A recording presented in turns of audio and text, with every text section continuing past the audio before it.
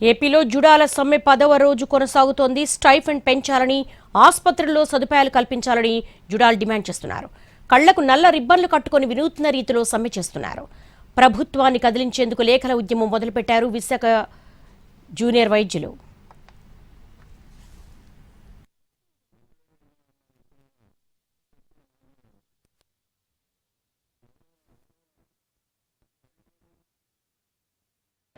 Stipend పెంపు సహా తమ డిమాండ్ల పరిష్కారం కోసం జూనియర్ డాక్టర్లు చేస్తున్న సమ్మె 10వ రోజుకు చేరింది. ప్రస్తుతం కేజీహెచ్ దగ్గర జూనియర్ డాక్టర్లంతా చెట్ల కింద బైఠాయించి తమ నిరసనను కొనసాగిస్తున్నారు. అదే సమయంలో స్టైఫండ్ను ఇతర రాష్ట్రాలతో పోలిస్తే చాలా తక్కువగా ఇస్తున్నారు కాబట్టి దాన్ని పెంచాలనేది ప్రధానమైన డిమాండ్గా ఉంది. కనీసం 15% స్టైఫండ్ను పెంచాలని పట్టుబడుతూ వీరంతా కూడా ఇన్లాండ్ కవర్స్తో లెక్కలు రాయబోతున్నారు. ఇన్లాండ్ కవర్స్ అన్నింటినీ కూడా ముఖ్యమంత్రి, ఉప ముఖ్యమంత్రి, ఆర్థిక మంత్రి, వైద్య ఆరోగ్య శాఖ మంత్రి నలుగురికి కూడా అడ్రస్ చేస్తూ పెద్ద ఎత్తున ఇన్లాండ్ లెటర్స్ పంపిస్తున్నారు.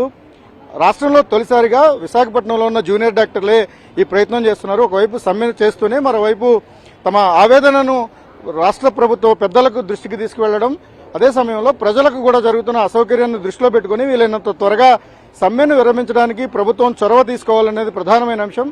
ప్రస్తుతం వందల మంది జూనియర్ వైద్యులు ఇక్కడ తమ లేఖల ద్వారా ప్రభుత్వాన్ని కదిలించే ప్రయత్నం చేస్తున్నారు. ఈ ప్రయత్నంలో భాగంగానే వీరంతా కూడా స్పష్టమైన డిమాండ్ ఉంది. తాము కోరుతున్నది గొంతెమ్మ కోరికలు కాదు, తాము చేస్తున్న సేవలకు కనీస వేతనాలు ఇవ్వాలి, స్టైఫండ్ను చెల్లించాలని కూడా వారు పట్టుబడుతున్న పరిస్థితి ఉంది. గడిచిన 10 రోజులుగా దశల వారీ సమ్మెను చేస్తున్నారు. ప్రస్తుతం కింగ్ జార్జ్ ఆసుపత్రితో పాటు ప్రధాన ఆసుపత్రుల్లో వైద్య సేవలకు విఘాతం కలుగుతోంది. ప్రత్యామ్నాయ ఏర్పాట్లు చేసినట్టు ప్రభుత్వం చెప్తున్నప్పటికీ కూడా తీవ్రమైన జ్వరాలు వస్తున్నాయి. వివిధ జ్వరాలతో పీడితులంతా కూడా తీవ్ర ఇబ్బందులు పడుతున్నారు. ఇమీడియట్ గా జూనియర్ వైద్యులను తిరిగి విధుల్లోకి తీసుకోకపోతే సమస్య జటిలంగా మారే ప్రమాదం కూడా ఉన్న తరుణంలో ప్రస్తుతం ఆందోళన కొనసాగుతోంది. స్ట్రైక్ ను నిరవధికంగా కొనసాగిస్తున్న పరిస్థితి ఉంది. జూనియర్ డాక్టర్స్ అసోసియేషన్ ప్రతినిధులు ప్రస్తుతం మన దగ్గర ఉన్నారు. సార్, మీ పోస్ట్ కార్డు ఉద్యమం ఏ విధంగా ఉండబోతోంది? ఎవరెవరికి మీరు లేఖలు ఈ రోజు నుంచి పంపించబోతున్నారు? నమస్కారం అండి, నేను ఆంధ్ర మెడికల్ కాలేజ్లో పోస్ట్ గ్రాడ్యుయేషన్ చేస్తున్నాను. ఈ రోజు వచ్చేసరికి ఈరోజు డే 10 ఆఫ్ అవర్ స్ట్రైక్. గత 10 రోజులుగా మేము మా నిరసన తెలుపుతున్నాము. అయితే మాకు కావాల్సిన మెయిన్గా కేవలం 3 డిమాండ్లు అండి. మేము అడుగుతున్నది కూడా ఏదో ఫేవర్స్ కాదు, మేము అడుగుతుంది మా రైట్స్ అంతే. మా ప్రకారం గవర్నమెంట్ 2009లో పాస్ చేసిన జియో ఆధారంగా ప్రతి 2 ఏళ్లకి 15% హైక్ అనేది ఇవ్వాలండి. ఈ 15% హైక్ కూడా కేవలం మాకు డబ్బులు ఎక్కువని కాదు, డబ్బులు ఎక్కువ కావాలని కాదు, ఎందుకంటే ఖర్చులు పెరుగుతున్న ఇన్ఫ్లేషన్ కారణంగా దాన్ని మ్యాచ్ చేస్తూ హైక్ అనేది రావాల్సి వస్తుంది. దాంతోపాటుగా ఇంకొక 2 డిమాండ్స్ ఏంటంటే ఎండీ చేసిన వాళ్ళు మాత్రమే మాకు ప్రొఫెసర్స్ కింద, ఫ్యాకల్టీ కింద రిక్రూట్ చేయాలి. ఎంఎస్సీ, పిహెచ్డి వాళ్ళని ఒకప్పుడు ఫ్యాకల్టీ తక్కువ ఉన్న కారణంగా వాళ్ళు టీచింగ్ కోసమని రిక్రూట్ చేసుకునేవారు. ఇప్పుడైతే మనకి కావాల్సినంత మంది ఎండీ చేసి పూర్తిగా ఎంబీబీఎస్, ఎండీ అని చదివి ఇన్ని డిగ్రీలు సంపాదించి మళ్ళీ ఫ్యాకల్టీగా రావడం వాళ్ళు అర్హులు. ఇప్పుడు మాకు మేమేమి ఎంఎస్సీ చేస్తున్న కాలేజ్కి వెళ్ళి మాకు మీ దగ్గర ఉద్యోగాలు ఇవ్వండి అని చెప్పి అడగట్లేదు. అలాగే మా ఉద్యోగాల్లో కూడా మీరు అడగకూడదండి. దాంతోపాటుగా 62 ఏళ్ళు ఏదైతే ఉందో రిటైర్మెంట్ వయసు, దాన్ని 65 కింద చేస్తామని ప్రతిపాదిస్తున్నారు. దాన్ని మేము కంప్లీట్గా నిరాకరిస్తున్నాం. ఎందుకంటే 62 ఏళ్ళ తర్వాత 65 ఏళ్ళు చేస్తే ఆ 3 ఏళ్ళలో రావాల్సిన రిక్రూట్మెంట్ అనేది తగ్గుతుంది.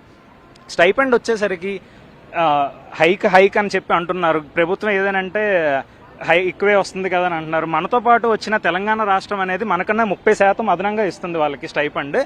దాంతోపాటుగా వాళ్ళకి ఇప్పటికి మేము జాయిన్ అయిన తర్వాత 3 సార్లు అనేది హైక్ అనేది ఇచ్చారు వాళ్ళకి. ఇన్ఫ్లేషన్ మ్యాచ్ చేస్తూ మన ఖర్చులు పెరుగుతుండగా ఇది కూడా మాకు అవసరం అని చెప్పి మేము అడుగుతున్నది హక్కు, అది కూడా ప్రభుత్వం మాకు ఇస్తానంటున్నది. మాకు ఇస్తానన్నది మాకు ఇవ్వట్లేదు. దీనికోసం మేము ఇప్పుడు ఫైట్ చేస్తున్నాం. తెలంగాణ, కేరళ అంటే తెలంగాణతో పోలిస్తే ఆంధ్రప్రదేశ్లో జూనియర్ డాక్టర్లకు చెల్లిస్తున్న వేతనాలు తక్కువగా ఉన్నాయనే విషయాన్ని ప్రభుత్వం కూడా అంగీకరిస్తుంది. అదే సమయంలో రాష్ట్ర ఆర్థిక పరిస్థితులను కూడా జూనియర్ డాక్టర్లు పరిగణలోకి తీసుకోవాలనేది ఒక ప్రభుత్వం నుంచి వస్తున్న విన్నపం. అయితే జూనియర్ వైద్యులు మాత్రం తమకు ఏదైతే డిమాండ్ కాదు, ఇది మా హక్కుగా వస్తున్న 15% చెల్లించాలనేది బలంగా పట్టుబడుతున్నారు. ఈ కారణంగానే స్ట్రైక్ను కొనసాగించాలని కూడా నిర్ణయించుకున్నారు. ప్రజలకు అసౌకర్యం కలగకుండా ఉండడం కోసం గడిచిన కొద్ది రోజుల పాటు అత్యవసర సేవలను కొనసాగించినప్పటికీ ఇప్పుడు నిరవధిక సమ్మె కారణంగా కింగ్ జార్జ్ ఆసుపత్రి అనేది చాలా కీలకమైంది. రోజు 1200 మంది పైగా పేషెంట్స్ ఉన్న ఆసుపత్రిలో సమస్యలు పెరుగుతున్నాయి. అదే సమయంలో ప్రభుత్వం కూడా తక్షణమే చొరవ తీసుకోవాలన్న డిమాండ్ ఉంది. ఈ నేపథ్యంలోనే పెద్ద ఎత్తున లేఖలు రాయడం ద్వారా రాష్ట్ర ప్రభుత్వానికి తమ డిమాండ్ను స్పష్టంగా ప్రతి ఇండివిజువల్ నుంచి కూడా చేరాలనేది జూనియర్ వైద్యుల ఆలోచనగా కనిపిస్తోంది. ఈ క్రమంలోనే ఇన్లాండ్ లెటర్స్ను ముఖ్యమంత్రి, ఉప ముఖ్యమంత్రితో పాటు వైద్య ఆరోగ్య మంత్రి, ఆర్థిక శాఖ మంత్రి కూడా పంపించాలని జూనియర్ వైద్యులు నిర్ణయించారు. ఇందుకోసం విశాఖపట్నం నుంచి తొలిసారిగా వాళ్ళంతా కూడా లేఖలు రాసి పంపించే ప్రయత్నం చేస్తున్నారు. ఇప్పటికైనా ప్రభుత్వం చొరవ తీసుకోవాలి, జూనియర్ వైద్యులతో చర్చలు జరిపి సమస్యను పరిష్కరించాలని రోగులు, బాధిత కుటుంబాలు కూడా కోరుతున్న పరిస్థితి